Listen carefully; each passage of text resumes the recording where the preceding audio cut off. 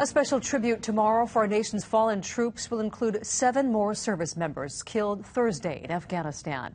KITV4's Andrew Pereira has tonight's top story. Andrew? Laura, the 7 service members were killed when their Black Hawk helicopter crashed in Kandahar province. It's believed some of the victims were based at Schofield Barracks. And then what we'll do is we'll have them one boot, one boot, one boot. For Tripler Fisher House manager Teresa Johnson, it's a labor of love that began in January. Well, it started out as an opportunity to promote Fisher House and let people know what it is that we do. Life after wounded, life after loss. This is going to put a pretty good impact on what it is we want to do.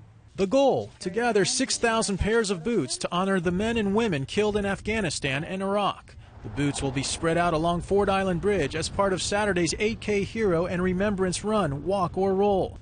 Although Johnson fell several thousand boots short of her goal, where the boots end, these streamers will take their place. Our goal was to bring the name and faces back because there's so many. You know, it's like, okay, another 3, another 4. Sadly for Johnson and her team of volunteers, news came Thursday that another 7 troops were killed in Afghanistan when their Black Hawk helicopter went down in Kandahar province. It's believed as many as 4 of the men served with the 25th Combat Aviation Brigade out of Schofield Barracks. There'll be some boots there with no names, but because it is so fresh, we'll make sure that there's some boots there and just know that we haven't forgot them. Sergeant John Roop knows what it's like to lose a loved one. Young faces, forever burned in his memory. We had one guy was 19 years old and another was 20. I don't think we had anybody that was over 30.